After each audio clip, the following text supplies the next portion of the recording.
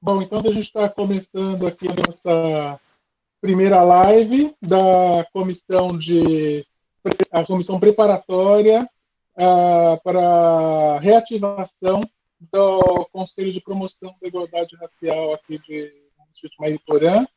Eu agradeço, é um grande orgulho estar aqui nessa noite, porque a gente tem desenvolvido um trabalho já de meses para colocar o Conselho de Promoção da Igualdade Racial aqui de Mariporã de pé, e tem sido um trabalho bastante enriquecedor, tanto do ponto de vista de troca de experiências, como do ponto de vista de formação, como do ponto de vista de acolhimento. A gente tem sentido um acolhimento muito grande entre as pessoas que participam da comissão. Essa comissão é formada por pessoas da cidade, algumas que já têm um longo percurso como ativistas, não só na questão racial, mas também sindicalismo, educação, saneamento básico. E é muito gratificante ver esse trabalho da comissão, porque ele mostra que, como diz um samba lá de Santa Catarina do ano passado, o povo tem poder.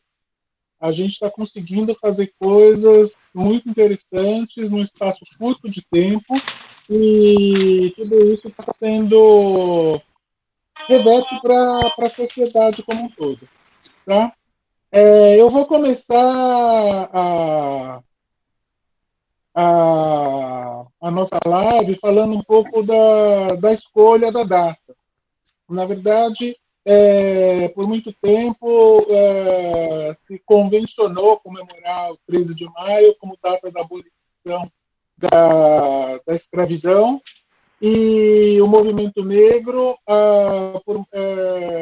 resistiu a ver essa data como um momento de comemoração. Por quê? Porque, na verdade, a mera abolição ela foi feita de uma forma que não deu uma liberdade real para a população, para os descendentes das pessoas escravizadas. Por que isso? Porque as pessoas foram libertadas, entre aspas, mas sem acesso à terra, sem acesso à educação e não fazendo parte integralmente da sociedade. Da mesma forma que essa narrativa da abolição foi questionada, hoje a gente tem muito essa questão do papel dos negros na história. Eu não vou voltar aqui para a questão colonial, etc., mas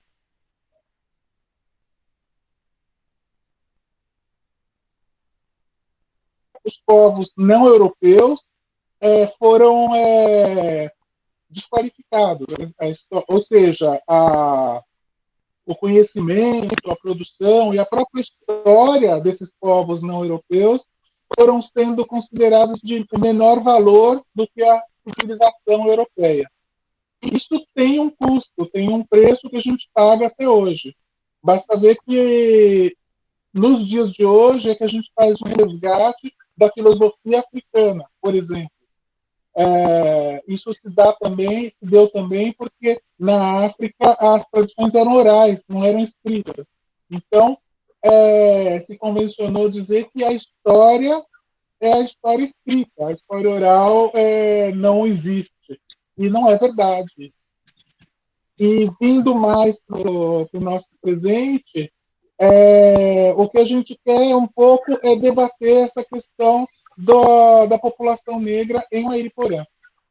Um questionamento que é bastante feito é sobre por que é que a gente tem pessoas brancas falando sobre a população negra.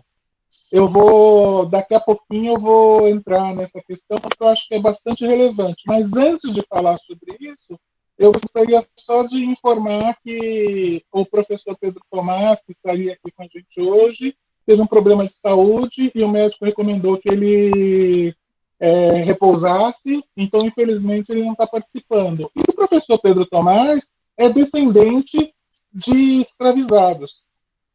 Então, no país em que a gente vive, essa questão do lugar de fala da minoria é bastante complexa, porque se a gente pensar nos Estados Unidos eles têm aquela história da regra da uma gota de sangue, né? A pessoa com uma gota de sangue é negra. Então, o professor Pedro Tomás, nos Estados Unidos, poderia ser considerado negro.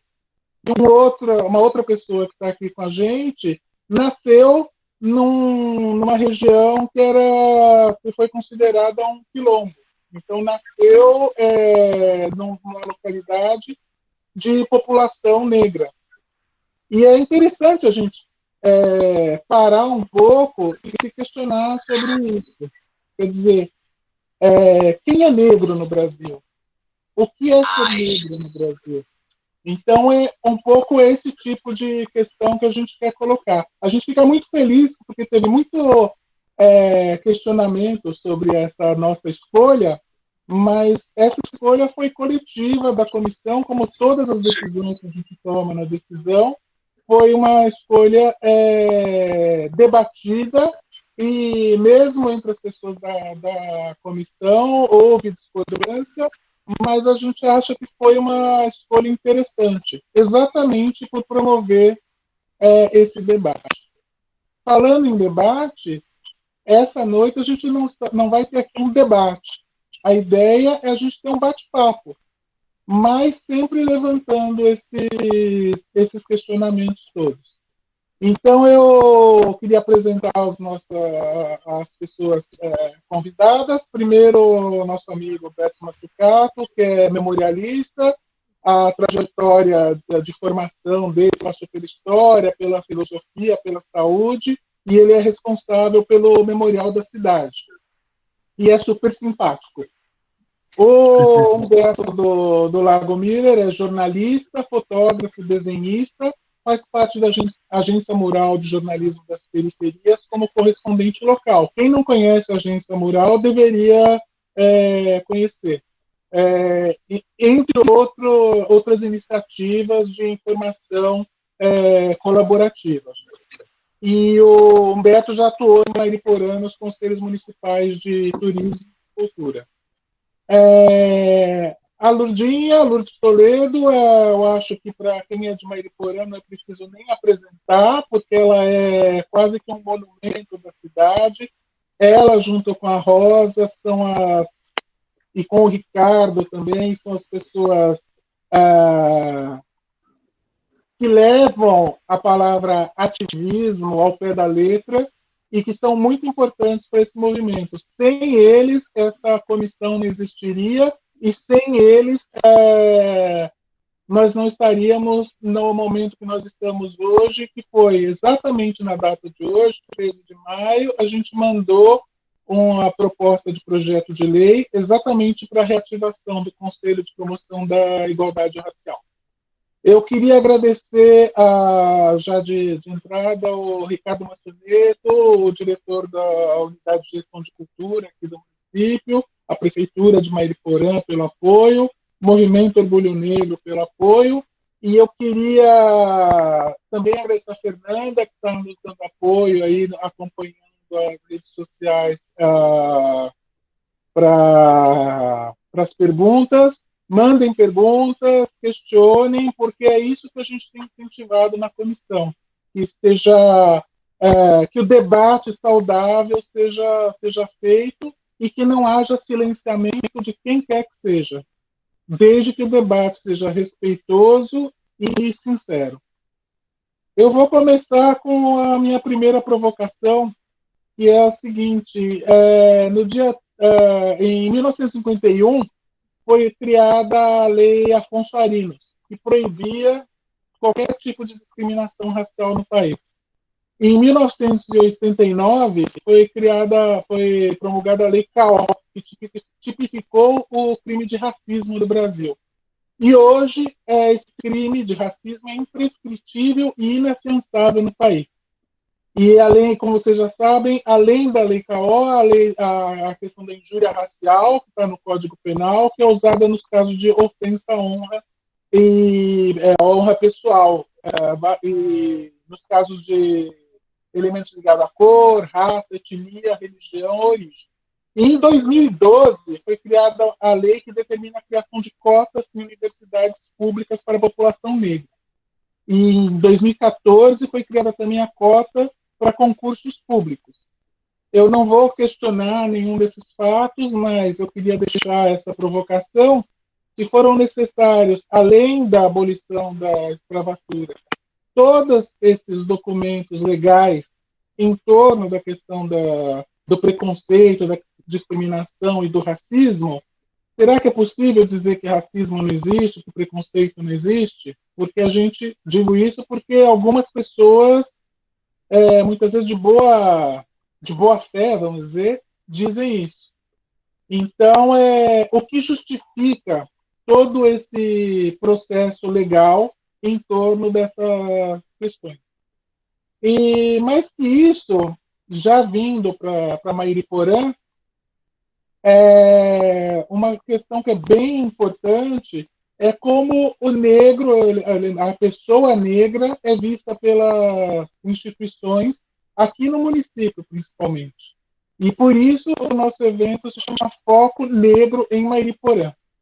É a gente tentar jogar uma luz negra sobre a história da cidade, para tentar entender o que acontece na cidade e como melhorar a cidade, principalmente na questão no aspecto das relações raciais. Eu adoro fazer citação e já vou fazer uma citação que é da Chimamanda Adichie, que é uma escritora nigeriana. Ela tem um texto ótimo que chama O Perigo de uma História Única. Ela fala assim: histórias têm sido usadas para expropriar e tornar maligno. Mas histórias também podem ser usadas para capacitar e humanizar. Histórias podem destruir a dignidade de um povo, mas histórias também podem reparar essa dignidade perdida. O que a gente está tentando promover é exatamente o resgate dessa dignidade, uma dignidade perdida, porque hoje, inclusive, numa discussão que aconteceu nas redes sociais, nós estamos falando sobre o uso da palavra escravo ou escravizado. As pessoas negras africanas não eram escravas, elas eram pessoas livres que foram escravizadas, porque escravo é uma condição permanente, escravizado é uma condição conjuntural. E esse rebaixamento, né, do povo negro é extremamente injusto e perverso, porque os povos, os indivíduos, eles são complexos e são formados por múltiplos aspectos. Quando alguém associa determinada qualidade ao negro, à mulher, ao homossexual, ou homoafetivo, ou a pessoa com necessidades especiais, ela está deixando de atribuir a complexidade da pessoa humana. Então, a gente tem também como papel perceber e compreender essa diversidade, de forma que todos sejam efetivamente respeitados. Como eu já falei, eu adoro uma citação. Tem uma autora chamada Spivak, não me peçam para falar o nome todo dela, e ela fala ela pergunta se o subalterno pode falar. Quem é o subalterno? São as minorias, são as pessoas que não estão em posição de poder. Se a gente pensar, essa é uma postagem que a gente colocou recentemente numa das redes sociais nossas, nas eleições de 2018, não foi eleito nenhum governador negro. Se a gente observar no ministério atual, eu não me lembro se tem alguma pessoa negra. Então, quando as pessoas subalternas, ou melhor, as minorias, como eu disse, as pessoas negras, indígenas, mulheres, etc., tomam esse espaço de fala, isso é considerado, muitas vezes, visto como uma ameaça, né? Porque você está tomando um espaço de fala ou um espaço de poder que naturalmente é considerado como um fato dado, né?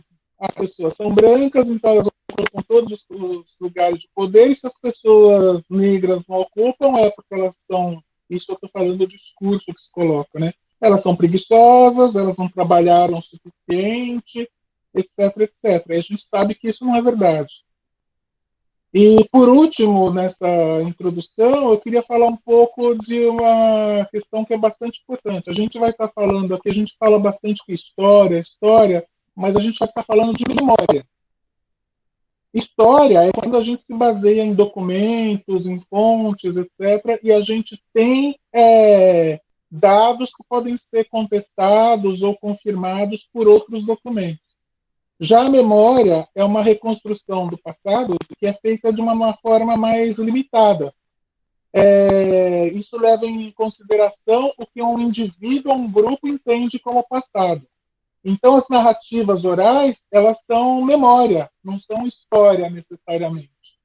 Por quê? Então, porque a memória é exatamente essa reconstrução do passado que não é feita com esse processo crítico, o estudo, a historiografia, na verdade, é feita. E essa memória é uma construção, então, uma construção, ou seja, uma coisa criada que pode ser transmitida para as gerações seguintes. Então, a gente tem uma questão interessante também, que a gente teve vários, o Mário de Andrade, por exemplo, que conseguiu resgatar várias narrativas populares indo das comunidades tradicionais, principalmente, e esse trabalho é muito importante, mas só que esse trabalho, como eu estou falando, é um trabalho de memória, de resgate de memória, porque muitas vezes a gente atribui um valor para a memória que não é preciso. Então, o que acontece com isso? A gente tem a experiência do outro narrada por quem não viveu aquela experiência. E quando a gente fala em outro, quer dizer que a gente tem um. E quem é que estabelece quem é o um e quem é o outro? Então, acho que a gente tem a tentativa aqui é de estabelecer o outro como sujeito. Parece complicado, mas não é. A gente só quer que não importa se a pessoa seja branca, negra, mulher, ela só precisa ter acesso aos direitos, ou seja, ser sujeito, deixar de ser outro e ser um, como todo mundo. Se vocês entenderam, comentem, façam perguntas que a gente tenta responder. Eu tenho uma surpresa também, que a gente vai ter sorteio.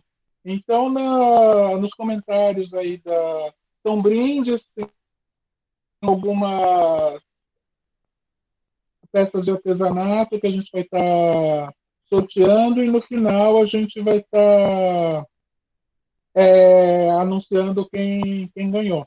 Então, só para finalizar aqui, eu queria falar um pouco sobre lugar de fala. Para a gente, lugar de fala significa ouvir outras vozes que não são só as vozes, como eu falei, que estão em situação de privilégio, que são detentoras de poder.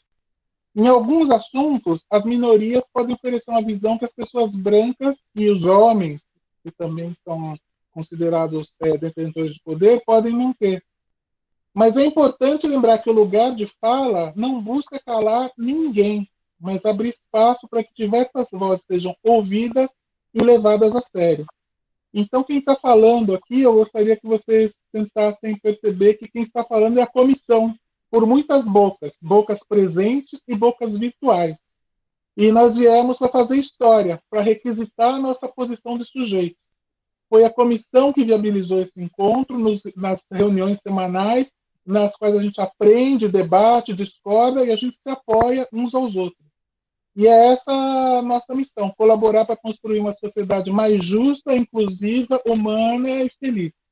E a gente sabe que é uma meta ambiciosa, mas a gente tem convicção que a gente vai conseguir chegar até ela. Então já falei bastante, eu vou passar agora a palavra aos nossos debatedores, ou eu não vou falar debatedores porque eu acabei de falar que não era debate, né? Então a primeira coisa que eu queria eu vou fazer uma pergunta, na verdade, que foi mandada pelo Coronel Hoffer, que é o secretário de Segurança Pública de Mariporã, e que é autor de uma tese sobre Manuel Araújo, que é artista plástico e diretor do Museu Afro Brasil. Beto, em que área da cidade se concentraram os escravizados negros? E tem uma estimativa de números, algum documento que comprove esses números? O microfone.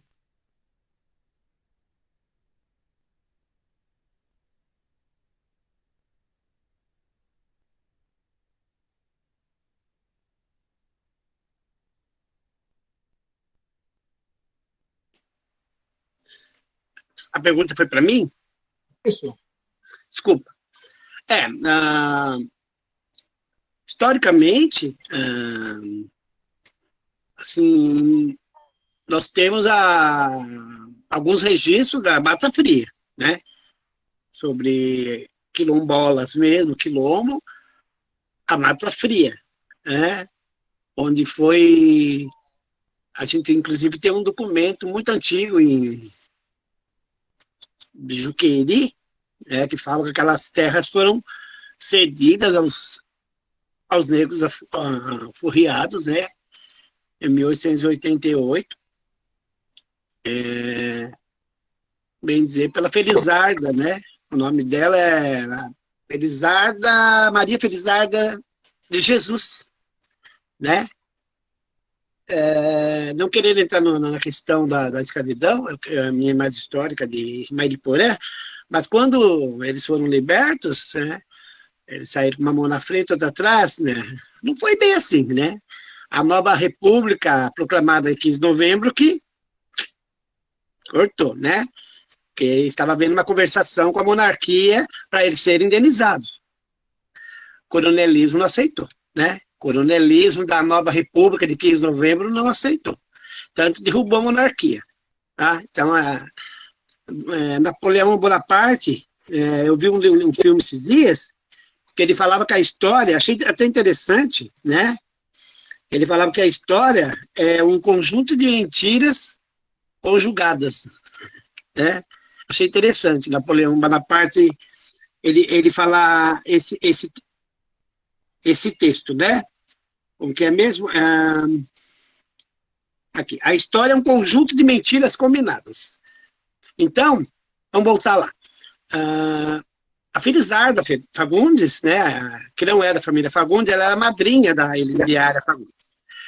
Ela fez uma doação de uma grande área, toda a área da Mata Fria, aos negros alforriados, né? Porque na cidade de Juquerí haviam vários coronéis que tinham escravos. Né? Não é só o Fagundes, tinham vários coronéis. Aqui era o coronelismo imperava, né? E lá é a área, assim, historicamente, o ponto X da questão, que aquela família que ainda residem, os seus descendentes, era tudo deles, né? Foi tirado praticamente pela igreja, né? A mitra diocesana praticamente vendeu a igreja que eles tinham e as terras em torno da família, que eram dos descendentes dos Amados, né? Não sei se tinha outras famílias, além do Zé Amaro. Zé Amaro foi o líder, né, que brigou muito. Outra história também é que o Estado, na época, não queria que eles tomassem posse, porque lá tinha uma parte de águas que talvez São Paulo quisesse explorar, né? Isso em 1890, né? Foi doada essa área de terras para... Hoje é o bairro Hortolândia, né? Hortolândia. E aquelas terras foram doadas pela Felizarda e lá se localizou um quilombola de negros, né? E aquele túnel, Mata Fria, foram eles que denominaram esse nome. Porque lá era muito gelado demais. Lá era muito... A névoa lá encobria aquilo, né? O morro, ali era uma montanha, né? Que depois, futuramente, foi construída Fernão Dias, que não era para ser ali. Fernão Dias não era para ser ali. Era para ser lá na Roseira.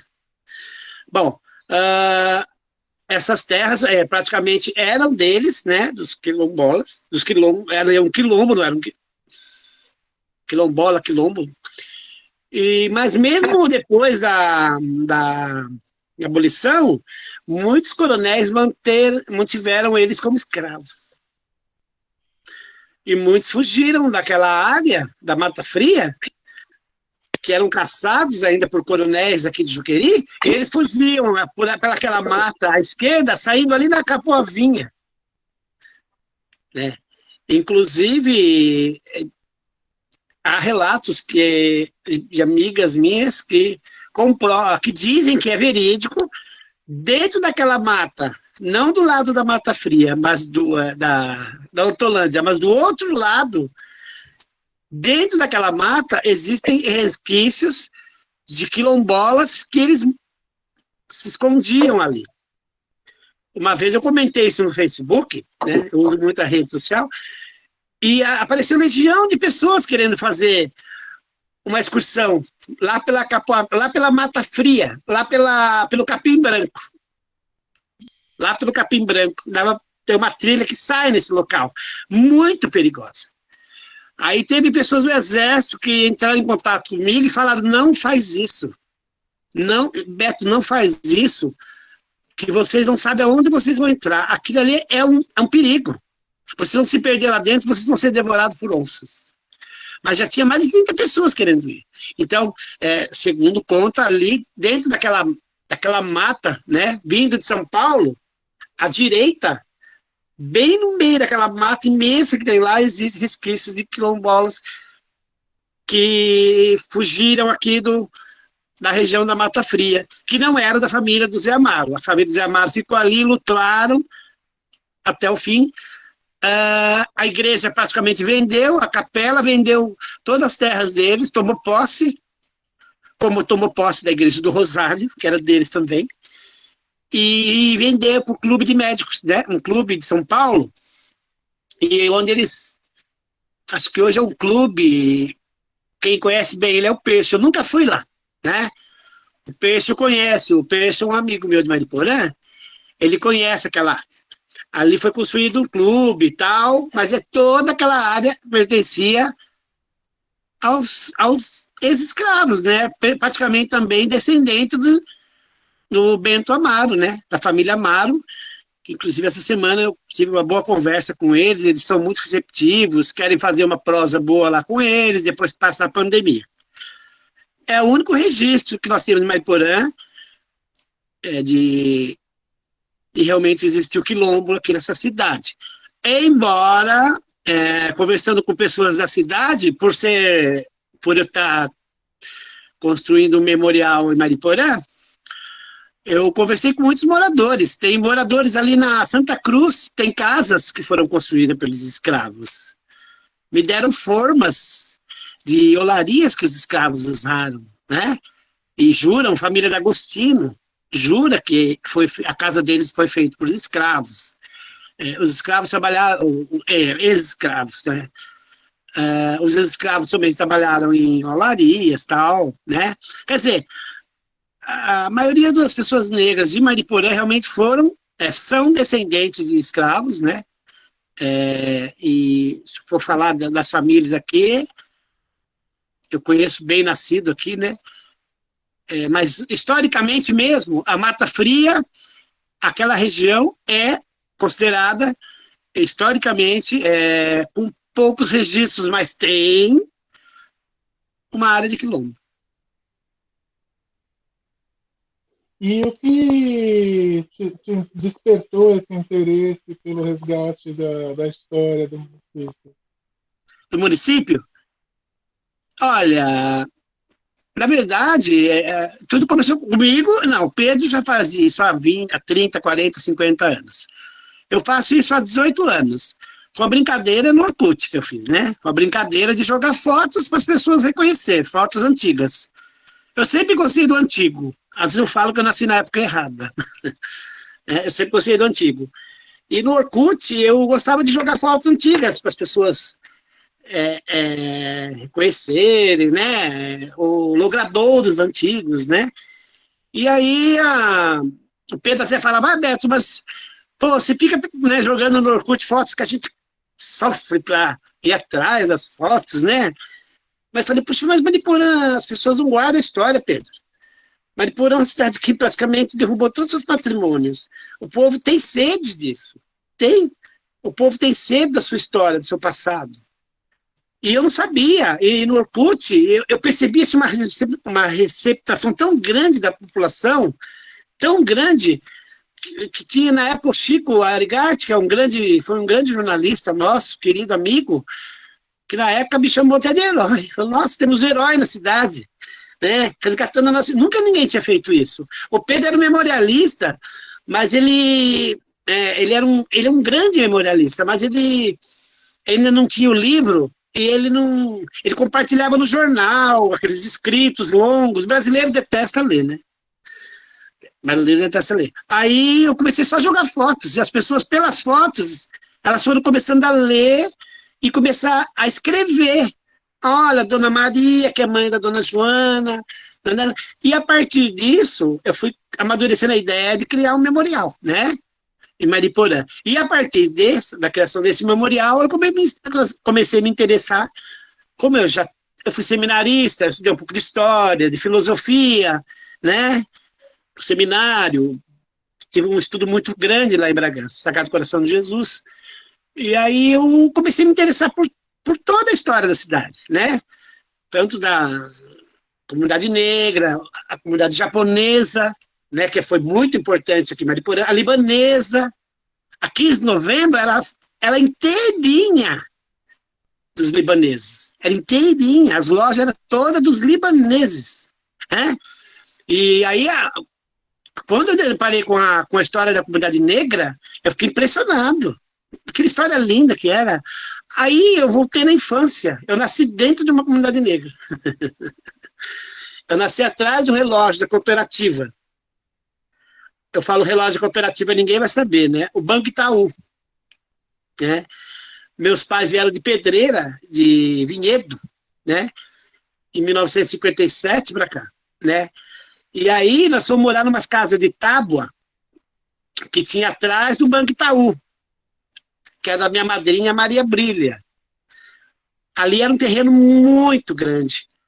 O Pedro Tomás Pereira, ele morava na rua ali em frente ao antigo Cantinho, né?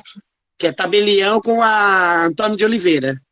Eu morava naquela rua que sai na Rua da Feira, atrás do relógio da cooperativa, atrás do Banco Itaú. Ali era um grande descampado com um monte de casas de madeiras e tinham várias famílias negras. Então eu nasci ali, eu nasci no meio deles, né? Aí me lembro com saudade do seu Juca, né? Que é hoje eu conversei com o filho dele, com o neto dele, porque eu tenho fotos da família, do seu Juca, pipoqueiro, acho que a Lurdinha conheceu, morou ali com a Dona Alvina, né? Um casal assim maravilhoso. Depois se mudaram de Iraviera, morar no meu bairro, onde eu moro atualmente. Tinha a família do seu Quirino, era um preto velho, que ele era benzedor, ele tinha umas filhas lindas, né? Engraçadas. E aí à noite tinha mais duas famílias também de pessoas negras, que era a Jane. E à noite nós tínhamos toda aquela Rua da Feira era um espaço nosso, era o quintal da nossa casa. E à noite a gente fazia fogueiras ali e tinha danças, sabe? E eles batiam tambores, sabe? E eles faziam pipoca, batata doce. E as filhas da minha madrinha, as filhas que moram todas naquela rua da Feira hoje, a Inês, a Ivone, a Iete, a Irene, todas as filhas da minha madrinha e do meu padrinho Antônio de Oliveira, a gente todos participavam dessas danças, né? Eram danças, pareciam dança de roda. E as filhas do seu Quirino eram negras, cantavam umas músicas diferentes, umas músicas religiosas, e fogueiras. E isso começou a vir na minha memória. Eu falei, gente, eu nasci dentro de uma comunidade negra, praticamente, né? Eu sou descendente de italiano com português, né? E você vê, é, acho até engraçado, nossa, só terminando. Engraçado hoje a nossa conversa aqui, nossa prosa, tem duas pessoas claras, né? Duas pessoas brancas e duas pessoas negras. Achei legal a mediação, né? É isso. Não, legal, mas a gente vai voltar nessa questão de tradições. Eu só queria retomar uma questão que você falou que é bastante pertinente. Você citou o Napoleão.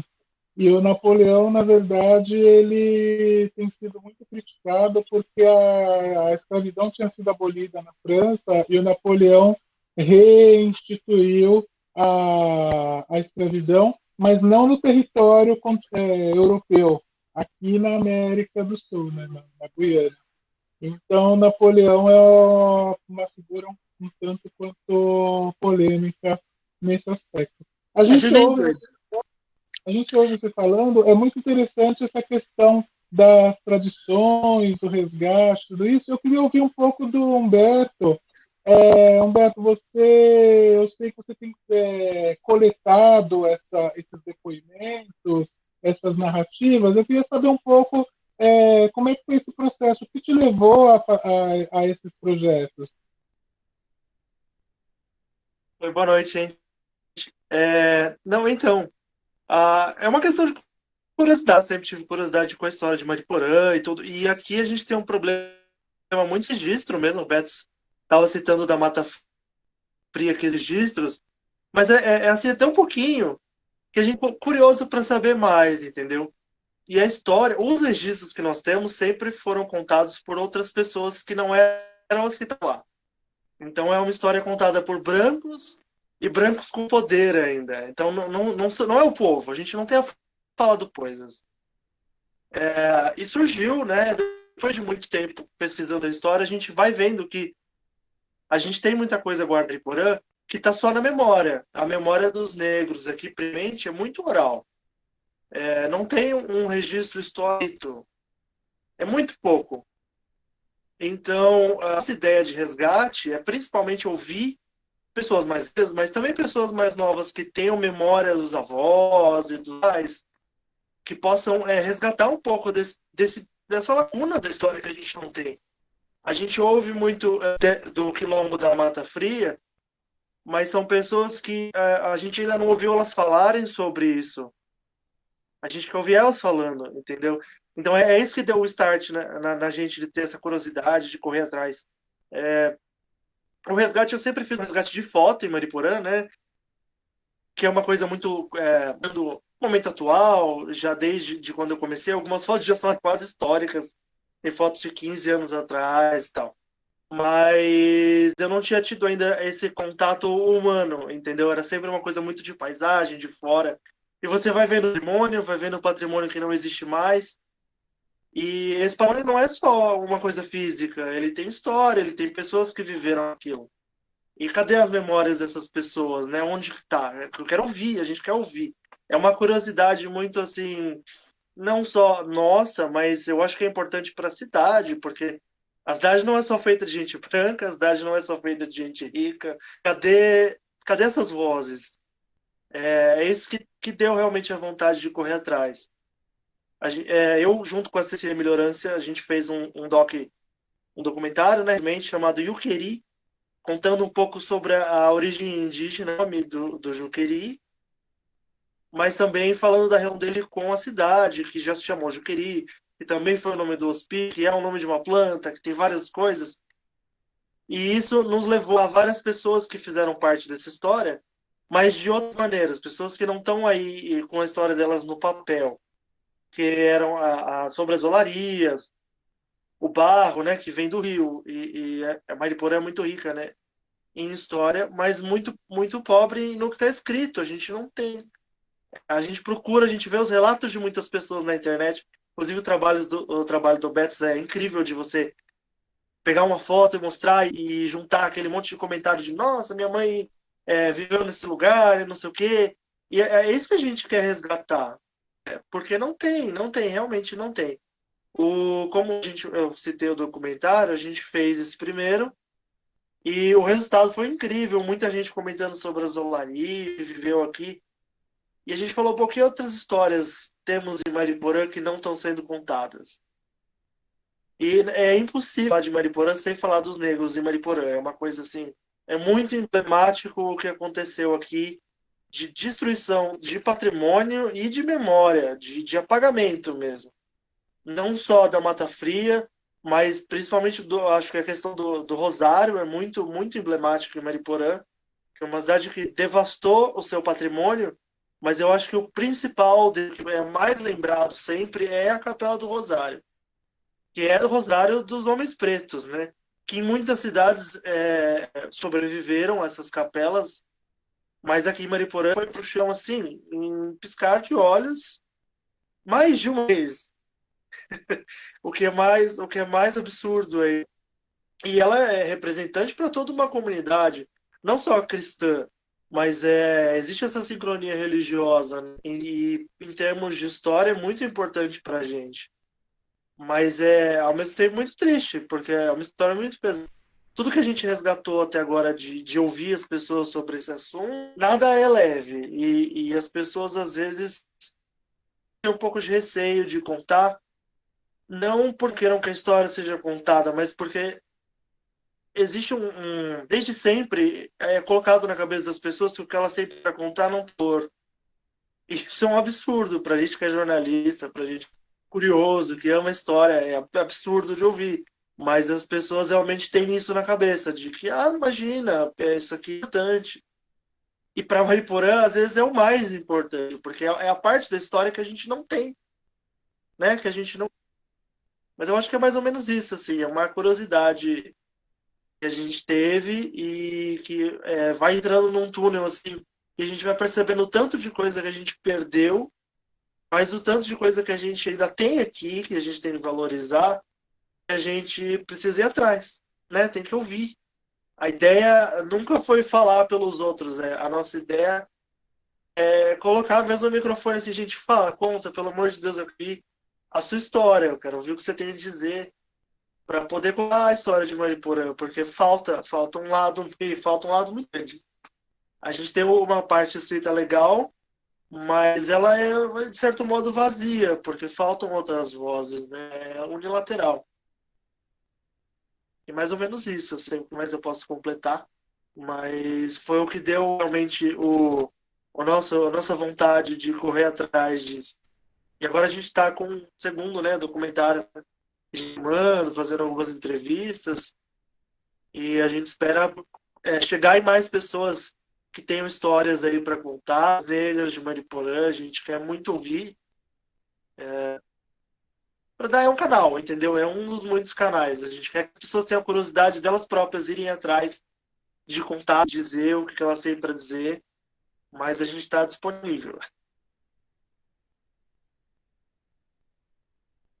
Como eu falei no começo, eu estou aqui para fazer provocação, né?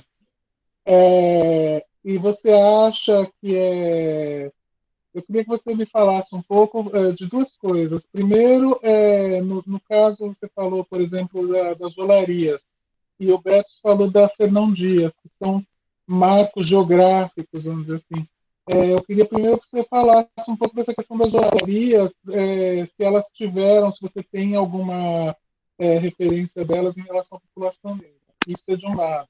Mas a provocação não é essa. A provocação é você já tentou, ao invés de dar o microfone para as pessoas falarem a própria história, dar permitir que elas contassem? O que eu quero dizer ao invés de como pessoa de fora ir perguntar o que as pessoas têm a dizer, de, não, olha, aqui a gente vai dar uma oficina, vocês vão aprender a fazer documentário. E se virem, façam documentário. Maravilhoso. Já pensou sobre isso? Esse é o ideal, né? É isso que a gente sonha, na verdade. É o que eu queria que estivesse sendo, que acontecesse desde sempre, assim. Que as pessoas fossem instigadas a realmente fazerem as coisas por conta e ter a vontade de entendeu? Eu vejo que em Mariporã, por muito tempo, acho que ficou um pouco apagado essa vontade das pessoas, não falando dos negros, não, no geral, de contar a sua própria história. É muito Mariporã, as coisas foram acontecendo uma coisa em cima da outra, e teve a represa que passou por cima de tudo, e as pessoas são muito ressentidas, e tem muita gente que acha que não é importante o que elas têm a dizer, entendeu? E isso começa desde cedo. Eu acho que talvez na escola já tivesse que ter algum incentivo de memória. Eu acho que faz falta a gente ter esse resgate desde cedo. Que dê essa curiosidade também, né? Eu queria ver, eu queria muito ver, assim. Eu sei que tem muita gente curiosa aí que eu acho que talvez não saiba que elas têm esse potencial. E por mim, maravilhoso. Quanto mais gente falando, melhor. A gente tem que. Eu preferia mil vezes estar só sentado ouvindo, assim, do que falando pelos outros, eu acho péssimo, mas a gente tem. Eu tenho essa vontade realmente de ver as coisas andando em Mariporã. Eu vejo que as pessoas elas gostam de coisas da cidade, mas elas às vezes não conhecem toda a história. E mesmo quem quer conhecer tudo, às vezes não entende qual que é o caminho para chegar nisso. E às vezes é só uma questão de você conversar, entendeu? De conhecer os outros, ver os outros. Eu acho que é mais ou menos isso. Eu acho que você está perfeito na sua colocação. Que a gente queria sim que tivesse mais gente falando mesmo, botando para fora, falando, olha, minha família viveu nesse lugar e tem essa história e passou por isso. E eu não quero mais ver a gente calada, não, em Mariporã, a gente tem que falar. É uma cidade que não se conversa, sabe? É muito triste, porque as pessoas vão morrendo e a gente vai perdendo isso. A gente perde demais, todo dia a gente perde a nossa memória. Todos os dias. E falando um pouco das olarias, já saindo um pouco da parte da vocação, as olarias foram o período mais longo econômico de Mariporã, que teve até hoje é lembrado, mas ao mesmo tempo ele está apagado, porque cresceu em torno do rio Juqueri. Ela teve, claro, um pouco uma agricultura forte em determinados, mas as olarias realmente se destacaram aqui por conta do barro, da qualidade do barro. E é uma cidade muito pobre. A olaria não é um trabalho de gente rica. É um trabalho que as pessoas realmente, não vou dizer passavam necessidade, mas é um trabalho de subsistência praticamente. Você trabalhava. A gente pôs histórias aqui de gente que acordava muito de madrugada, bater barro, para depois secar. E se era de chuva, nada, o trabalho não valia, porque o barro tinha para fazer o tijolo. Então a cidade ela cresceu em torno, chegou a ter mais de 400 olarias que a gente tem em registro, né? Teve uma sede dos oleiros, inclusive, é realmente muito importante para a história de Mariporã. E muitas famílias viveram disso, até que veio a represa. Foi a construção do sistema Cantareira, que na época se chamava Sistema que passou realmente por cima de tudo e mudou completamente a história da cidade, né? Dá para dizer que aquela Mariporã morreu em determinado momento, com a construção da represa. Veio uma outra Mariporã depois. Uma Mariporã talvez até um pouco traumatizada, um pouco mais calada, de muita gente que perdeu as suas terras ou que recebeu muito pouco por elas. Inclusive, eu acredito que alguns dos principais bairros de Mariporã, eles nasceram, os que a gente vê hoje, né, eles nasceram dessas pessoas que saíram da região da represa, que é o caso do Fernão Dias, do Pinhal, parte da Vila Nova, o Moinho, né? Formados principalmente de famílias de pessoas que perderam tudo nas olarias. E elas têm muita história para contar. Esse primeiro documentário, eu acho que eu vou deixar nos comentários da live o link do documentário para quem quiser assistir, que a gente fez assim no final do ano. Realmente estava super por causa da pandemia, mas a gente fez o que deu, o nosso melhor, e ficou muito bom. A gente ouviu algumas pessoas que tinham realmente muito para contar sobre a vivência delas com a época que as olarias estavam aqui ainda, e com o que sobrou, né? O pós-Olarias, que foi um momento muito triste para Mariporã também, né? Isso é uma realmente muito sofrida, que a gente passou momentos de muita devastação, em que a gente olha para trás e vê que sobrou é realmente muito pouco, mas a gente tem muita gente ainda que pode contar essa história e o mais legal é a gente ver que essas pessoas elas têm voz, né? Elas têm que ter voz. Mesmo se elas não falar, a gente dá uma provocada, pronto. Meu, já pode falar por si, que é o ideal, é o que a gente queria ouvir. A gente falando. Eu vejo que esse resgate que o Beto fez está interessante por causa disso, que provoca as pessoas, né? Foto, através de memória.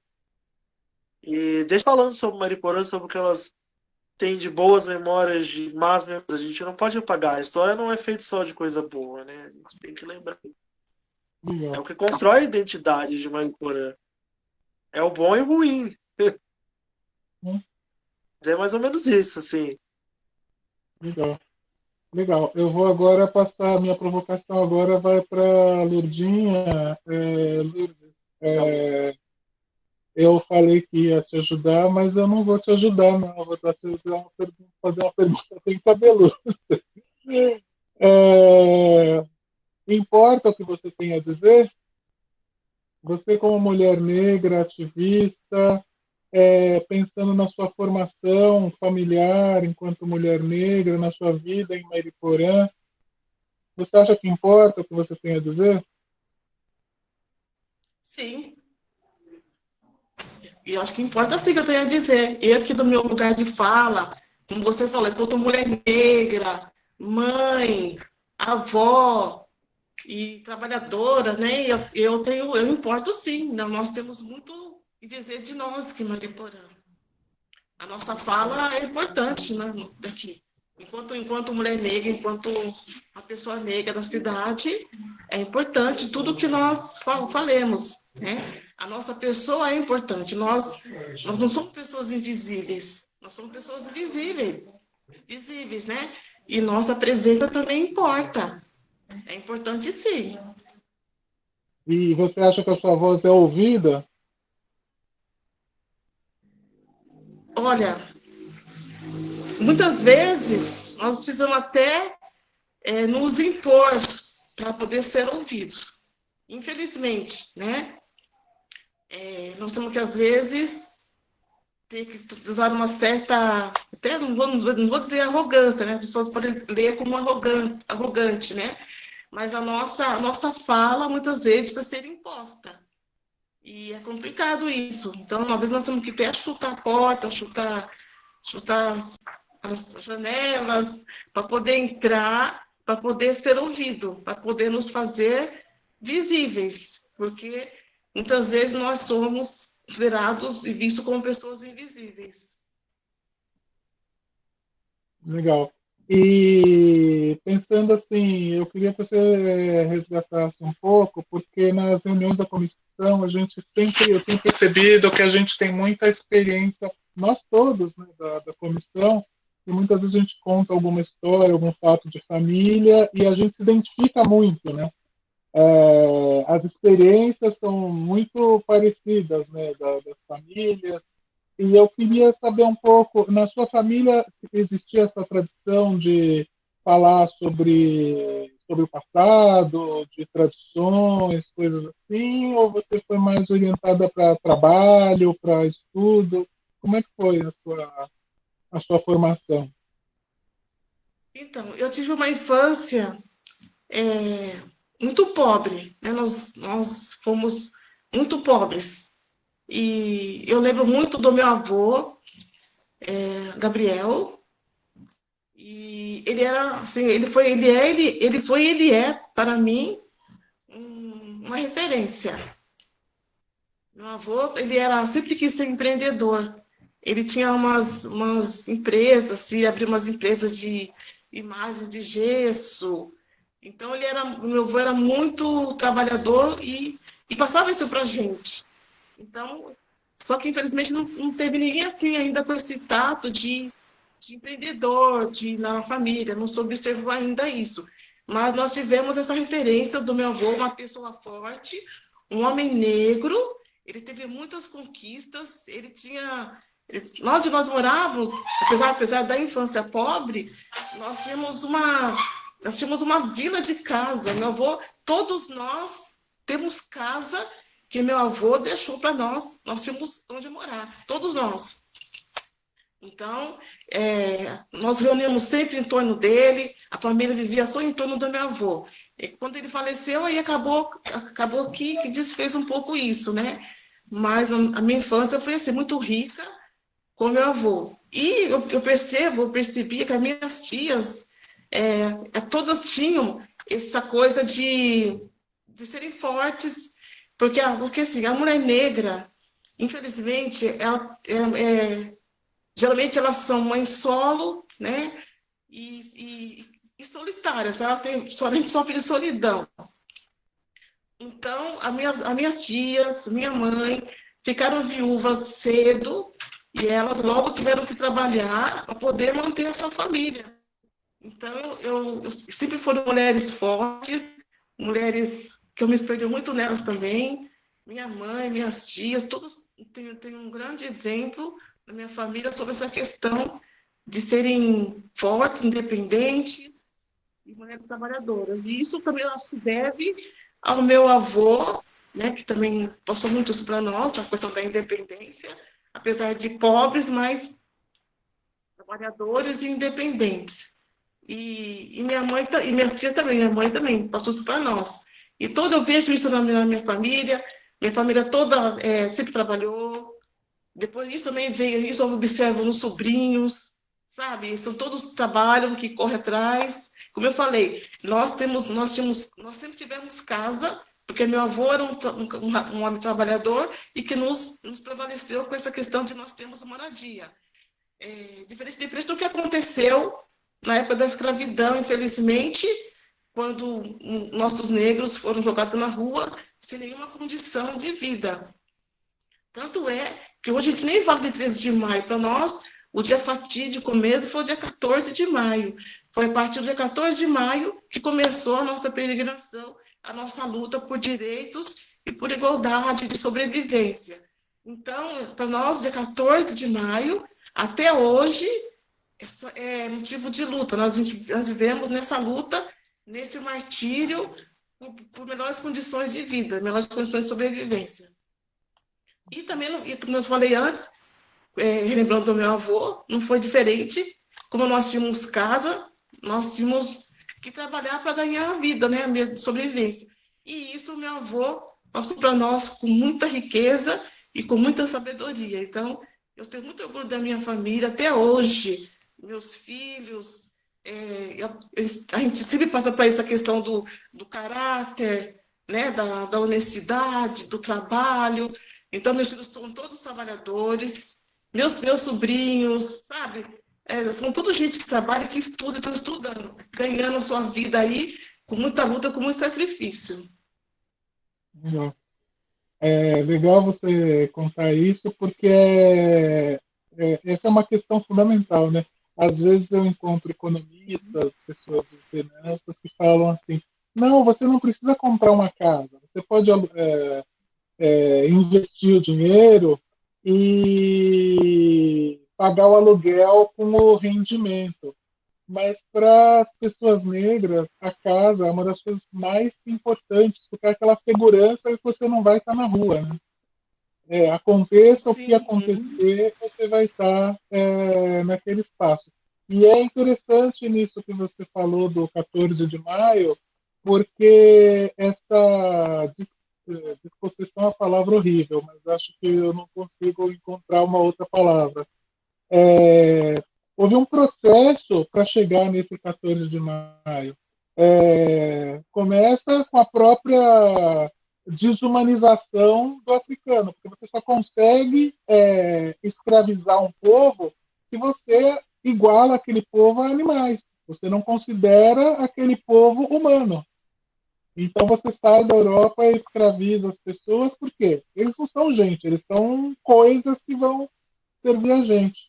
E isso vem até ao incentivo à imigração europeia para substituir a mão de obra dos escravizados, e tem um marco jurídico também, que é muito importante, que é a Lei de Terras de 1850, que estabeleceu que as terras só podiam ser adquiridas por compra. Então, quando houve a abolição, os negros que deixaram de ser escravizados formalmente não tinham como adquirir terra para conseguir conquistar o próprio sustento.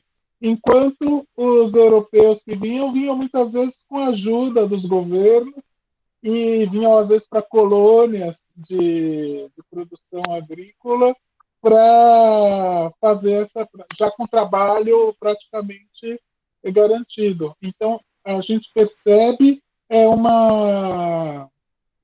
processo, né? Que é quase. E eu não estou dizendo que isso foi uma consciência má que foi fazendo isso, mas é uma lógica que vai se impondo, né? Tanto pela questão econômica, pela questão social, etc. E falando em questão econômica e social, eu me lembro da questão da religião. A religião dos escravizados foi praticamente apagada, né, porque os cultos não eram permitidos, e os escravizados adotaram a religião do colonizador, né? Então, eu vou aproveitar esse gancho para fazer uma pergunta para o Beto, que foi do Ricardo Maciel, que é da comissão também, que trabalha bastante na comissão. Ele queria saber um pouco da Igreja do Rosário, qual a data da fundação, quais festejos acontecem lá, e um pouco dessa história da demolição, das demolições da igreja. Pode falar um pouquinho a respeito? Posso sim. Deixa eu dar um gancho no que o Humberto falou. Na verdade, Humberto, quando eu coloco nas redes sociais histórias, fotos que contam histórias, é uma provocação, né? Para que as pessoas falem um pouco, né? Falem das suas vidas, né? Eu coloco fotos variadas ali, né? Fotos que contam histórias, porque tem uma história por trás de cada foto, né? Eu sou um caçador de histórias, de fotos. Às vezes eu sempre tive liberdade no memorial para me sair, né? O meu carro, minha gasolina, não importa, eu faço por amor, né? Por amor. Então, eu criei um cenário lá dentro, embora o sofá é histórico, né? Aquela sala que tem dentro do memorial, na verdade, todo aquele projeto que eu em mente que eu fiz, é para entrevistar pessoas, né? Então, eu até fiquei emocionado na hora que você falou. Eu queria entrevistar o seu Florentino, né? Ele foi embora com 104 anos, né? Eu queria entrevistar a Dona Ercília, né? Que morreu agora em março, a matriarca da família Amaro, né? Eu perdi muitas pessoas esse ano que eu queria entrevistar. E desculpa a emoção, mas é uma história que foi embora. E não volta mais. Então, quando eu construí aquele memorial, a minha intenção era resgatar a nossa história ali dentro. E aí é uma sala de entrevistas, entrevistar as pessoas e trazer a nossa história, a história do branco, do índio, do negro, do leiro, da colônia japonesa, que sofreu muito também, morriam bebês de colo, né? O pessoal que trabalhou na Multifilmes, Mariporã é riquíssima, né? Sair um pouquinho da história do negro, né? Então, é só uma deixa que eu quis dar, até me emocionei, que a minha intenção mesmo ali naquele memorial, naquela sala que vocês tiveram a oportunidade de conhecer, era mesmo entrevistar pessoas ali, mesmo que eu fosse buscar na casa, e dentro daquele memorial a pessoa se sentia em casa, no meio daquelas fotos, entre anjos e demônios, né? Porque ali Tem pessoas, fotos de pessoas que foram anjos, e também tem fotos de pessoas que foram demônios, né? Dentro do contexto histórico. Então, é isso, o que o Humberto citou, as olarias, quantas pessoas, tem muita gente ainda viva, né? Tem ainda, agora eu fui convidado, né? Eu quero, inclusive, depois quero conversar com vocês, a família Amaro, né, me convidou e quer que eu leve uma equipe, eles querem contar histórias, ainda temos uma senhora de 85 anos, né? Eles têm uma capela lá, onde ela foi velada, Dona Ercília, que faleceu agora em março. O sino da antiga igreja da Mata Fria está lá na capela. A gente achou que esse sino tinha perdido. Está lá na capela, né? Desculpa a emoção. Falando da Igreja do Rosário, essa igreja, vocês sabem que toda a cidade, o negro não poderia adentrar a Igreja do Branco, né? E o branco não poderia adentrar a igreja do negro. Isso é comum nas cidades, em todas as cidades tem a igreja do Rosário, que era a padroeira dos negros. Eu não sei no africano quem seria a Nossa Senhora do Rosário, eu não conheço bem esse misticismo, né, religioso, sincretismo religioso. Eu sei que toda as cidades tem a igreja do Rosário, né, e a igreja matriz, e os brancos, né? Então, toda aquela área ali da igreja do Rosário, ela foi doada também pela dona Felizarda Fagundes, que não ela não era da família Fagundes, ela era madrinha, ela era muito rica. Toda a região de Mariporã, em 1700, 1800, foi doada a ela e ao marido dela, que eram Sesmarias, né? A dona Felizarda doou toda essa região do Lago do Rosário para os negros, né? Eu não sei se tem ligação, eu nunca conversei com a família do Babu, né? O Babu é um capoeirista, né, muito famoso na cidade, né, de origem negra. A casa dele sempre ficou ali atrás da igreja. Eu não sei se realmente, se tem uma história dos avós dele, que a família dele talvez fossem, né, os curadores da igreja, né? Eu sei que depois outras famílias se tornaram curadores, tomavam conta daquela igreja, né? Uma igreja que foi construída em 1840, me fugiu agora a memória, 1840, 1830, alguma coisa assim. E essa igreja, ela era uma igreja muito bonita, assim, dentro ela não era simples, ela não era luxuosa como a igreja matriz, né, que foi feita com coisas da Itália, pintores italianos, que foi tudo pro chão, né? Infelizmente, Mariporã, como diz o Pedro, era para estar no livro Guinness, como a cidade que mais derrubou patrimônios históricos do mundo. Derrubaram tudo. E vão derrubar o resto, viu, gente? Se a gente não tombar. Mariporã não existe aquela política de tombamento, né? Diz que tem uma comissão, sei lá, de conselho de tombamento, mas nunca tombaram nada. Tombaram na chão, como dizia a dona Armênia. Então, a história da Igreja do Rosário, ela é bonita, e tem uma lenda que conta que ali viviam os pretos velhos e as mães pretas. É engraçado, porque o cemitério era bem atrás da igreja, na entrada da cidade, né? E dizem que os pretos velhos e as mães pretas, eles moravam na torre da Igreja do Rosário, né?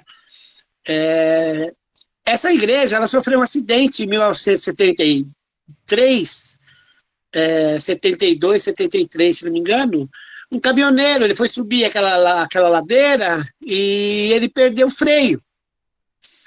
E ele descendo, para não matar as pessoas dentro do bar do Maeda, que é um bar que fica bem em frente, que hoje não é mais bar, ele adentrou no fundo da igreja, porque ele sabia que não tinha missa ali naquela hora.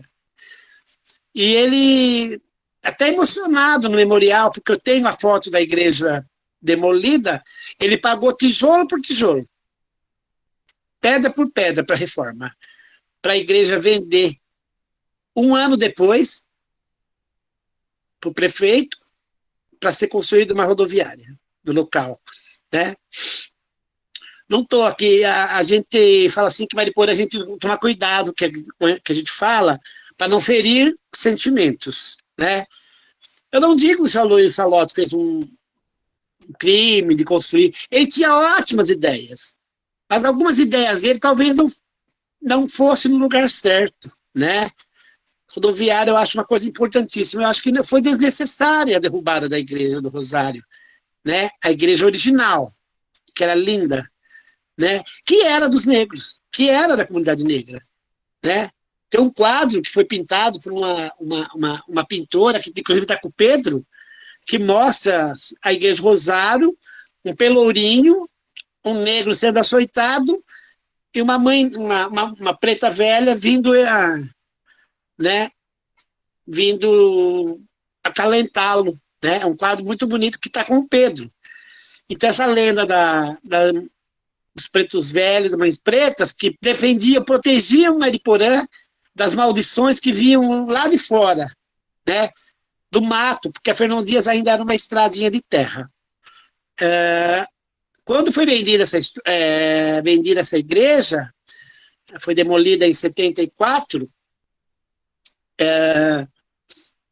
74, tinha uma senhora em Mariporã, da família Morelato, né?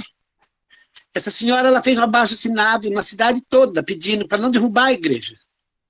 Que não derrubasse essa igreja, que era a igreja da Nossa Senhora do Rosário, e pediam, sabe? E fez um abaixo-assinado imenso, mas as autoridades não achavam que a rodoviária ali no local ia ser muito mais moderno e tal. É tão triste a história que essa mulher se colocou na porta da igreja, de frente das máquinas, né? Arrastaram ela da porta da igreja, né? Eu não lembro o nome dela agora, da família Morelato. Arrastaram ela da porta da igreja, eu tenho a foto dela até, arrastaram essa senhora sob risos e gargalhadas, né? Chamando-a de ridícula e impedindo o progresso da cidade, e a igreja veio abaixo, né? Como depois aconteceu de novo, e aconteceu de novo, e aconteceu de novo, até surgiu essa réplica agora que, eu não sei, eu sinto aquele local ali, eu já não sinto mais o clima assim, eu acho que perdeu o encanto, né? Com a derrubada da igreja original do Rosário, a igreja que era realmente, eu não sinto mais ali aquela espiritualidade que tinha na época, porque eu frequentei aquela igreja Rosário original, né? Eu entrei lá dentro, eu vi a imagem linda, né, da Nossa Senhora do Rosário, que veio da Itália, né, que só sobrou a cabeça da imagem, e um ano depois desceu outro caminhão e entrou dentro do bar. Aí não morreu ninguém, mas aconteceu a mesma tragédia. E a igreja foi derrubada, né? Uma igreja, quer dizer, foi o que o Humberto falou, Mariporã, infelizmente a gente tem que recontar a história, porque essa página virou, não temos mais nada para tombar, né, Mariporã. Tem o pensionato, que é da colônia japonesa, né? Temos o posto de gasolina ali, que é o Barbosa, que foi a sede das olarias, juntamente com a Casa do Artesão. Temos o Banco Itaú, que foi a cooperativa dos japoneses, Sul Brasil, né? Se a gente fuçar em Mariporã, a gente acha ainda algumas coisas, né? Eu, na época, tinha intenção de ter o memorial onde é a fábrica de alumínio, né? Onde eu trabalhei. Já foi vendida pelo antigo prefeito para ser uma creche, né? Que não desmerecendo a creche. E eu ainda estou à procura de um local próprio para um memorial municipal, e um dia eu tenho certeza, Humberto, que nós vamos poder ter um local até bonito para a gente poder entrevistar, mas tem que ser logo, porque o trem da história está passando e a gente está perdendo essa oportunidade. As pessoas estão indo embora, né? É interessante essa formulação que você usou, que os lugares perderam o encanto, né, com essa reconstrução. Eu me lembro que no Tristes Trópicos, o antropólogo francês, o Claude Lévi-Strauss, ele diz que nos anos 30 ele veio para São Paulo, além de dizer que a Baía da Guanabara era uma boca desdentada, né, que deixou os brasileiros nervosos, mas ele diz uma coisa muito interessante sobre São Paulo. Ele diz que as construções eram feitas e demolidas antes que elas amadurecessem. Então, isso é uma tradição quase do brasileiro, né, de pôr abaixo, porque a impressão é que dá é que a gente está fugindo do nosso passado. Né? E eu acho isso muito importante na questão étnico-racial e nas questões de minorias também, que é exatamente da importância de, e é um debate que acontece nos estudos pós-coloniais, que é como é que você integra a história colonial, penso nos países da África, você vai jogar todo o período colonial fora e dizer isso não é a nossa história é só a partir da independência. Não, você tem que ter essa. Isso faz parte de você também. Né? De você, eu quero dizer, enquanto povo, né? Enquanto nação. E, Humberto, você acha o que. Eu queria primeiro que você contasse, você, nessa sua coleta de narrativas, tem algum fato assim, mais marcante que relacionado com a população negra que vocês coletaram? E eu queria também que você comentasse um pouco como é que você acha, como é que a gente faz para esse processo, esse resgate de um passado que não existe mais. Então, na verdade, o resgate do passado que não existe mais, eu acho que é um dos mais difíceis, né? Porque a gente não tem mais a memória física das coisas. A cidade vai perdendo suas referências, né? Seus pontos que você pode olhar, aqui era tal coisa. Ela não tem mais, entendeu? Mas, ao mesmo tempo, enquanto as pessoas ainda estão vivas, enquanto a memória delas ainda está aí para a gente ouvir, isso não morre. Isso não morre. É uma questão realmente de ir atrás, acho que das pessoas certas que podem falar sobre a memória de Mariporã. Então, ainda dá para resgatar, só é um pouco mais difícil, né? Um pouco mais trabalhoso. A gente vê muita cidade, inclusive com histórias até parecidas com a de Mariporã, mas que preservaram seu patrimônio, que preservam as suas memórias. Nem sempre da melhor maneira, mas realmente Mariporã é um péssimo exemplo, entendeu? Eu acho que é um dos exemplos. É muito difícil aqui o que foi feito em termos de resgate por todos esses anos. É muito complicado. Mas faz parte. A gente der para conseguir resgatar cada coisinha é vitória, entendeu? Então é sempre bom ter essa oportunidade. Do que você está comentando, do que pode ser mais relevante, do que a gente conseguiu de relevante. Realmente, algumas entrevistas eu não fez, né? Tem algumas para fazer, inclusive com o pessoal da Claro, eu acho que vai ser extremamente relevante em termos não só de narrativa pessoal, mas da cidade mesmo, porque é uma família que ela tem uma raiz muito longa em Mariporã e que até hoje você sofre ameaça de apagar essa, entendeu? Como, por exemplo, a gente teve alguns anos atrás a tentativa de mudança do nome do túnel Mata Fria, homenagear uma outra pessoa que podia ser homenageada em qualquer lugar, não é uma homenagem, entendeu? Mas você passar praticamente o último resquício de nome que lembrava essa região. Então você querer passar por cima disso, colocando qualquer outro nome de uma pessoa que não é relevante naquela área, choca, entendeu? Choca que ainda existe esse tipo de nível. Aqui se homenageasse algum Amaro, né? Se fosse. Mas o Mata Fria é um nome muito importante, porém é um nome muito simbólico. E é um nome de resistência. Eu acho que as pessoas elas não só têm que se apropriar, elas já se apropriaram desse nome, inclusive não virou esse projeto de mudança por conta disso. Porque não cabe mais em Mariporã isso, não cabe mais esse apagamento, não vale mais, não existe isso. As pessoas elas estão conscientes, eu quero resgatar a história, mas já tem muita gente fazendo isso. Né? A Aldinha pode falar disso também, eu acho. Porque o movimento assim, espontâneo que apareceu, diz mesmo que nem agora tem um assunto completamente diferente, mas tem a cadeira do DIB. É um movimento espontâneo das pessoas que não querem pagamento.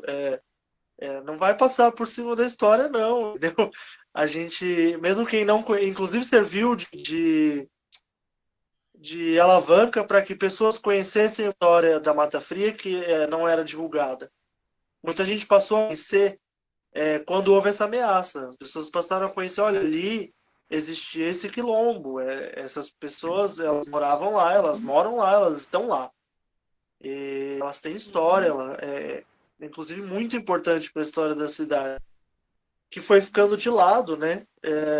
O Beto disse que lá houve a construção do Clube dos Médicos, passando uma igreja que também era da comunidade negra. Então, assim, é uma perseguição. O que acontece? Por que isso foi deixado acontecer? São questionamentos que a gente tem, mas nem tudo a gente vai conseguir esclarecer, mesmo ouvindo todas as pessoas. Porque a história se perdeu. Mas a gente ainda tem nomes, a gente ainda tem pontos de referência da comunidade negra e de Mariporã. Então, esses nomes a gente tem que manter, a gente tem que cuidar deles, a gente tem que ouvir essas histórias justamente para que esse tipo de coisa não se repita. Porque é um ciclo, né? Mariporã é um ciclo, realmente, de destruição, de apagamento de memória. Olha só, essa é a fotinha da Igreja do Rosário que o Beto está mostrando. Não. Pois é, era uma igreja que ela não era só uma igreja, ela era o símbolo de uma comunidade, né? Quando você passa por cima de uma coisa, você nunca é só aquilo, nunca é só um patrimônio físico. Ela tem o imaterial, a gente tem a história, né? Famílias inteiras ali que se criaram, que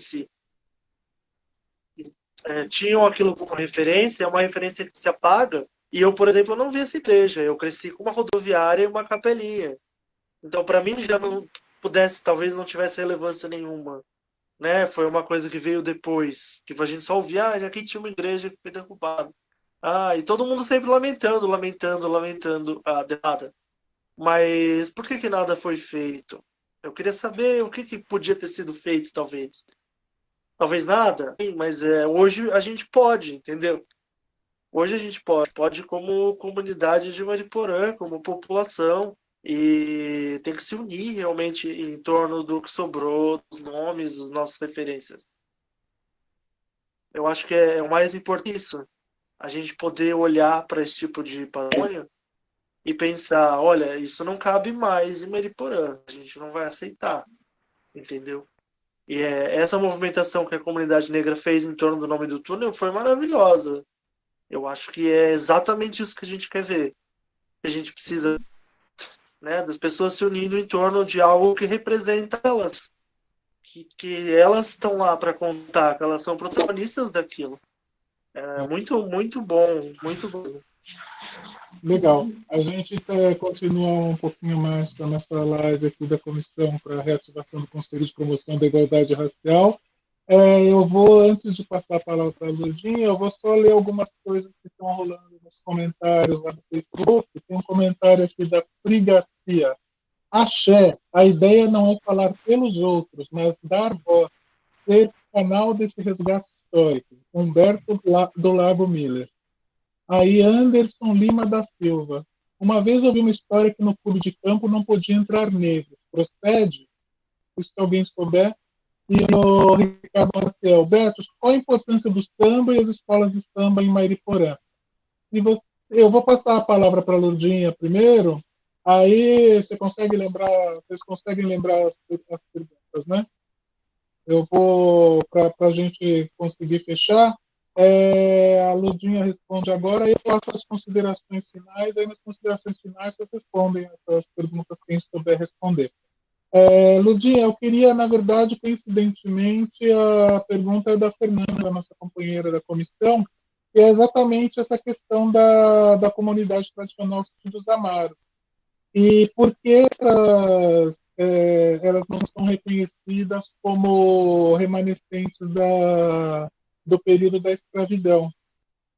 Você que se empenhou nesses lugares, etc., nessas comunidades, você podia falar um pouquinho a respeito? Bom, primeiro eu queria dizer, fugindo um pouquinho da sua pergunta, dizer que eu eu lamento aqui a ausência do professor Pedro, desejo um puto restabelecimento para ele, certo? Que é uma pessoa muito importante aqui para nossa cidade, né? Que ele fique bom logo, tá bom? E que eu também quero agradecer ao Humberto e ao Beto por compartilhar seus conhecimentos conosco aqui, com o nosso movimento. Muito bacana, muito importante essa contribuição dele. Vai poder agradecer na sequência. Vai poder agradecer na sequência. Vou voltar a palavra para você. Tá, é porque eu já estava na sequência aqui, né? Já estou falando também, né? E sobre as matrizes africanas, como já foi colocado, né? Aí os meninos colocaram. Nós, enquanto negros, escravizados, nós tínhamos nossas religiões, né? Nós temos nossas devoções, os nossos santos. Só que devido à represália dos colonizadores, nós éramos obrigados a esconder isso. Então, o que nós fazíamos? Nós repetíamos a nossa religião para a religião do colonizador, para poder nos disfarçar, para que não fossem mais castigados por isso. Então a religião matriz africana e todas elas, né, que é a Umbanda, Candomblé, tem outras também, né? São todas cultuadas pelos negros, mas de forma que foi camuflada. Agora, depois do 13 de maio, 14 de maio, aí nós podemos divulgar a nossa religião e cultuar nossos santos, assim, livremente. Não tão livremente, né? Mas tivemos mais liberdade para poder usar a nossa religião, usar nossos vestuários referentes à religião. Então, a partir dessas datas que foi possível essa liberdade, assim, vamos dizer, de poder estar nos agindo livremente enquanto religião. Mas nós sempre, essa religião já veio com os escravos, já veio com os negros africanos da África, né? As religiões. Só que, infelizmente, eles só puderam, de fato, estar homenageando seus santos, né, seus ancestrais, depois do dia 14 de maio, mais livremente. Aí construíram seus templos, né, suas imagens, né, conforme eles sempre tiveram com eles, né? Mas, infelizmente, ainda sofremos muita represália por conta disso. Né? Ainda temos essa questão conosco, mas que devagar nós estamos resolvendo, estamos nos inserindo, estamos conseguindo exercer. Eu acho que eu tive algum problema, né? Não, tudo bem. Uhum. Pode continuar, Luciana. Então, acho que é um pouco disso que eu acabei de falar, acho que é isso, né? Nós apesar de nós estarmos ainda caminhando, né, a passos mais curtos, mas aí nós pretendemos dar ainda passos mais largos, estar mais livre e poder, de fato, exercer a nossa religião. Tem um fato curioso que a gente fica sabendo, a gente lê nos livros e tal, né? Que quando os negros eles estavam nos quilombos, que eles fugiam para a mata, as mães sempre foram nossas protetoras, né? As mães são um símbolo tão importante, uma pessoa tão importante em nossa vida, né? As mães, as avós, as senhoras dos negros, elas pegavam, os negros fugiam para a mata, e elas, eles eram combinados com eles, né? Elas deixariam ali próximo da mata as comidas, né? Que eles comiam na época, né? As comidas, e junto com a comida, uma vela, certo? Para que eles soubessem aonde estava aquele alimento. Então, os negros que estavam fugindo na mata sabiam que daquela comida que estava lá tinha vela, e aquela comida era para eles. E hoje o pessoal vê as oferendas, e isso continuou, né? Então, vê as oferendas, tem que ficar com medo daquela oferenda e tal, fica preocupado com aquela oferenda. Mas não, era exatamente isso. Aquela comida, aquele alimento que estava ali, exposto ali, era para o negro que estava refugiado. E as outras pessoas não se aproximavam, né? Os colonizadores não pensavam que era alguma coisa da nossa religião, né? Que estava alguma coisa que o negro estava fazendo que não era bom, mas não era isso. Para os nossos negros, sim, era bom, porque ali estaria um alimento para ele se alimentar. Ele estava fugindo na mata, mas ele tinha o respaldo da sua mãe, do seu ente querido ali, que preservava essa questão aí do alimento dele na mata. Então, nossa religião é muito rica, ela tem muitas histórias que vale a pena a gente estar recuperando, vale a pena a gente estar trazendo, assim, para que as pessoas tenham conhecimento, né? E nos respeitem e valorize junto conosco a nossa religião e a nossa cultura. Legal. Gente, a gente tem que acabar 1 hora. Eu acho que, assim, 1 hora e meia parece que é muito tempo, mas foi um tempo muito rico e eu acho que a gente vai ter que continuar, porque eu acho que o nosso destino é fazer história. Então a gente tem que continuar fazendo história. Eu vou passar a palavra para vocês, para uma despedida de cada pessoa, mas eu primeiro queria só lembrar que a gente tem o sorteio, a gente vai sortear um pingente. Bom, são 3 prêmios que a gente vai sortear daqui a pouquinho entre as pessoas que comentaram lá no Facebook. Então, eu queria agradecer os apoios da Unidade de Gestão da Cultura, na pessoa do Ricardo Massoreto, que inclusive está sendo o nosso auxílio luxuoso aí na produção. Agradecer de novo toda a comissão, a Fernanda, que está ajudando a gente lá, acompanhando os comentários no Facebook, Ricardo Maciel, Rosa. Eu não vou citar todos os nomes, mas não é simplesmente por.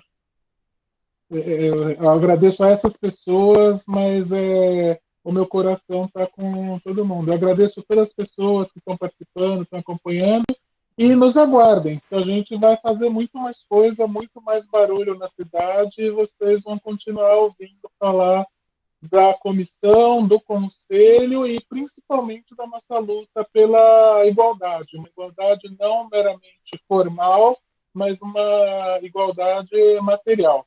E visitem as nossas redes, as redes sociais da comissão, da Unidade de Gestão de Cultura, Viva Cantareira, que é um movimento aqui também, Orgulho Negro. E então agora eu passo a palavra, o resultado do sorteio vem depois da palavra final dos convidados, tá?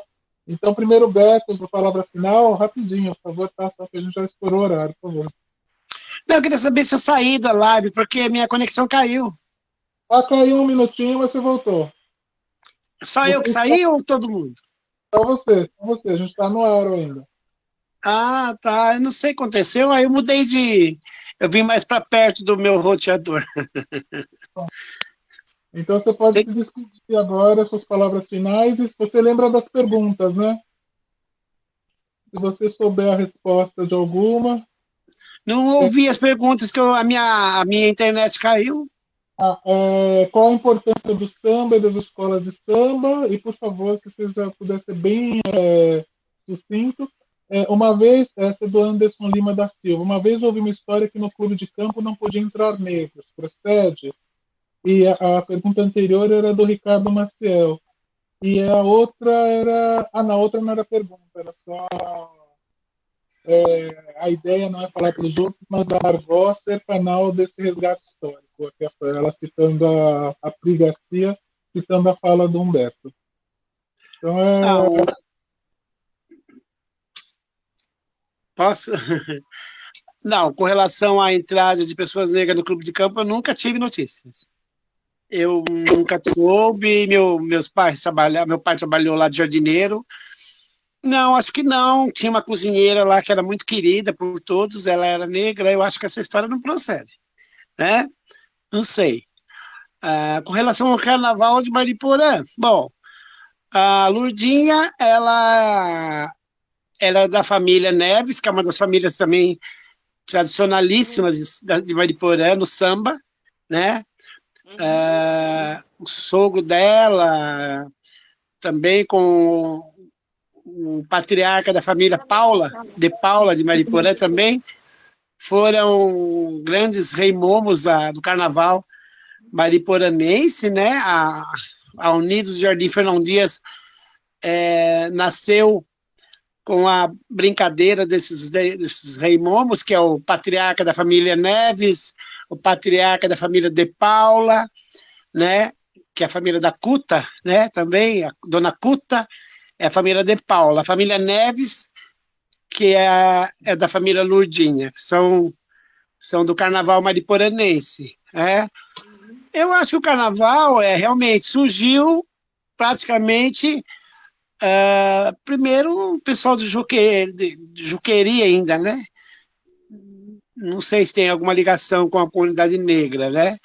Depois, com os anos, ele teve uma intensificação muito grande com a Escola Unidos Jardim Fernão Dias, né? E com o Rei Momo, né? Que era da família Neves, com o patriarca da família Neves. Mas eu não sei se tem alguma ligação assim com a comunidade negra. Eu acho que não, participavam toda a sociedade mariporanense, né? Tem umas famílias que eu gostaria de lembrar rapidamente, né? Que passaram pela minha vida, pessoas da comunidade negra. A Dona Alice, ela foi uma grande cozinheira da minha infância, porque eu nasci ali, onde eu falei, atrás da Cooperativa Sul Brasil. A Dona Alice era cozinheira no Boca do Sapo, antigo bar, que depois virou Dom Zildone. A Dona Alice era uma grande cozinheira, ela dava comida pra gente, todos nós éramos pobres naquela época, toda criança era pobre, todas as crianças aí não tinha sapato para vestir, mas éramos todos felizes. A Dona Alice, ela dava comida pra gente, era uma grande cozinheira, eu lembro ela como se fosse a tia Nassassa do sítio do Capão Amarelo, eu conheci a Dona Vera, uma senhora negra, também maravilhosa, lá do bairro do Lava Pé, são todas falecidas, né? A família De Paula, a família tradicional Mariporã, a família da Lurdinha Toledo também, né? A Lurdinha, a família Neves também é muito tradicional aqui em Mariporã. A família Amaro, né? Com quem eu te conversei essa semana, com a família Amaro, uma família assim, maravilhosa que já está de braços abertos esperando a nossa visita lá para uma prosa, uma feijoada, passar o dia. Vamos aproveitar o bonde da história, né? Vamos aproveitar, vamos montar uma equipe e a gente vai lá conhecer eles. É isso, gente. Um abraço a todos, agradeço a oportunidade de estar falando, né, de um dia tão importante que é o 13 de maio, né? Não vamos julgar a Princesa Isabel, não vamos julgar Zumbi dos Palmares, né?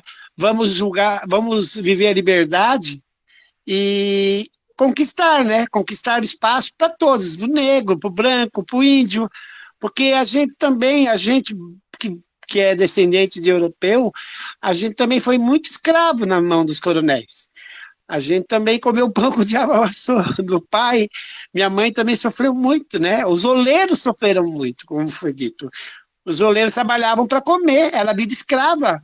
O que eles trabalhavam, quando eles trabalhavam, né? Porque se chovia não trabalhava, eles tinham uma caderneta na venda. E todo o dinheirinho deles ficava no bar. Era vida escrava, né? Era uma vida escrava.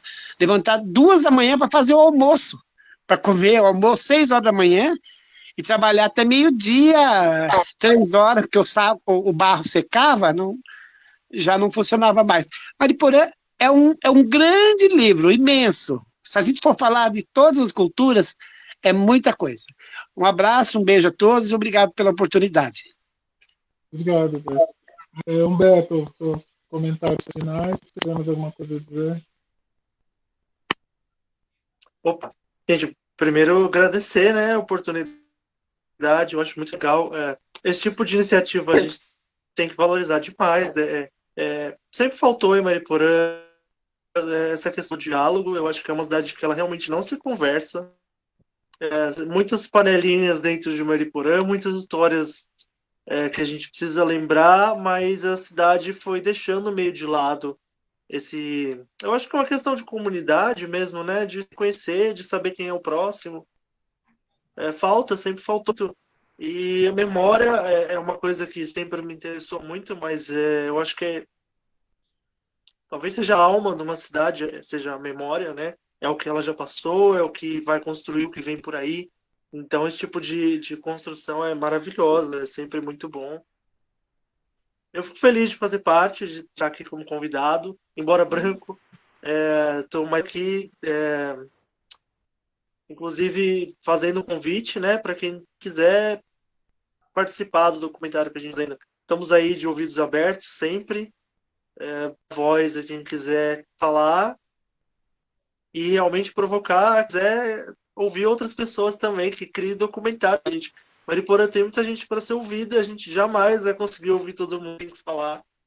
Então, eu quero muito ver outras iniciativas na cidade, o que a gente puder fazer para colaborar, a gente está à disposição, eu estou sempre à disposição. Então, eu fico feliz, eu gostei muito. Nunca a gente vai conseguir falar realmente tudo que a gente tem para falar no tempo, né? Mas estamos aí para continuar conversando, porque o diálogo não acaba agora, né? Eu acho que a luta também não acaba agora, então nada parou. É só um momento que a gente tem para conversar, mas tudo continua e é uma construção sempre, realmente.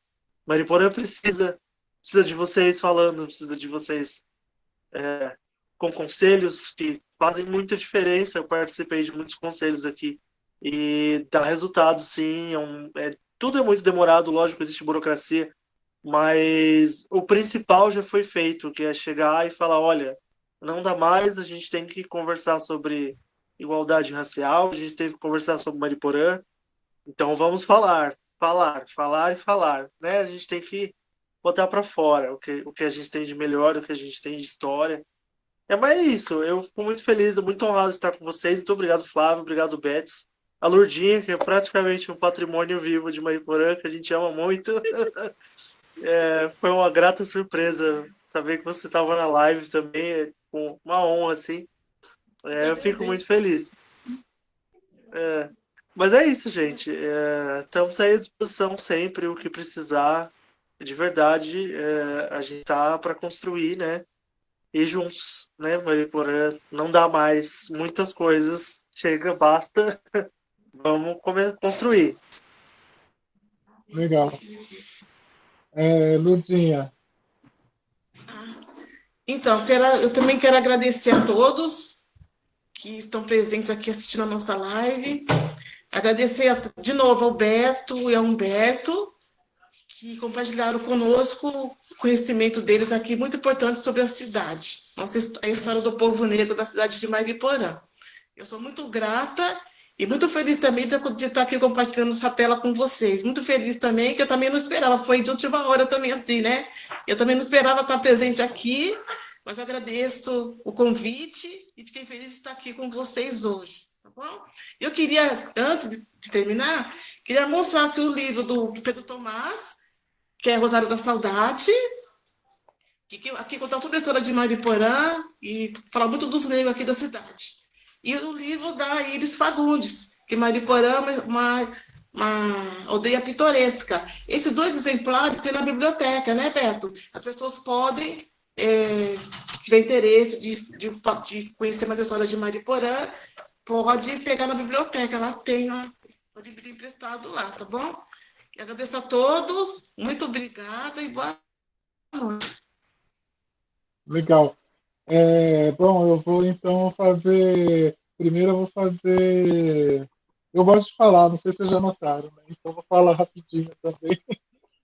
Eu queria falar 2 coisas. Primeiro, que esse trabalho da comissão para a reativação do conselho tem sido muito gratificante. Mas eu tenho repetido algumas vezes nas reuniões que a gente está fazendo aquilo que dizem que o Exu faz, né? Dizem que o Exu joga uma pedra hoje para matar um passarinho ontem. A gente está trabalhando no presente para resolver questões que foram geradas lá atrás. E isso não é fácil, isso não é trivial. E isso envolve questões de poder, questões de preconceitos mentais, de estruturas mentais. Então, é um trabalho extremamente complexo. E só para vocês perceberem a complexidade disso, eu vou citar, por exemplo, na Dinamarca, também é uma historinha que eu sempre conto, nunca houve escravo no solo dinamarquês, mas eles participavam do comércio triangular, eles mandavam os barcos para a África com mercadorias dinamarquesas, chegavam na costa africana, trocavam essas mercadorias por pessoas escravizadas, iam para Cuba e em Cuba trocavam as pessoas escravizadas por açúcar. Mas aí aconteceu uma tempestade uma vez com um desses barcos e o barco teve que voltar para a Dinamarca. E quando eles chegaram lá, o grande debate que houve na cidade, isso tem registrado, fatos, o grande debate era, eles não podiam, os africanos não podiam ficar em casa porque não eram gente, e não podiam ficar no zoológico porque não eram bichos. Então, eu queria. Nenhum outro povo pode dizer que teve esse tipo de tratamento, de ser desumanizado nesse nível. E só para vocês saberem, os africanos ficaram no zoológico. Então, eu deixo como última provocação essa questão. Mas, para ficar num ponto positivo, eu vou fazer o sorteio, né? Vou fazer não, o sorteio eu já fiz aqui no Fora do Ar. Os nomes são 3 brindes, depois a gente entra em contato. A última pessoa que eu vou falar vai ganhar o livro do Silvio de Almeida em e-book, tá? E a gente entra em contato para mandar. Valquíria Oliveira, Alan Costa e Jefferson Braga. Tá bom? Foi a PricewaterhouseCoopers, fez a auditoria do sorteio, tá tudo certinho, não foi nada arranjado. Então, eu queria agradecer Betos, Humberto, Lurdinha, Ricardo e todo mundo que acompanhou, porque é isso que nos fortalece, a gente conseguir mobilizar as pessoas e agregar, não calando nenhuma voz e dando espaço para que todas as vozes sejam ouvidas e debatidas. E eu acho que esse é o único caminho que a gente tem para construir um mundo melhor. E eu não estou falando nem de um Brasil melhor, nem de uma Mairiporã melhor. Estou falando de um mundo melhor, porque não adianta a Mairiporã melhorar e o mundo continuar a mesma coisa. Então, boa noite, acompanhem a comissão e a gente vai continuar fazendo barulho. A gente quer vocês juntos e é tudo para ontem, como diz o Emicida. E também mora aqui em Mairiporã. Beleza? Abraço para vocês e até a próxima.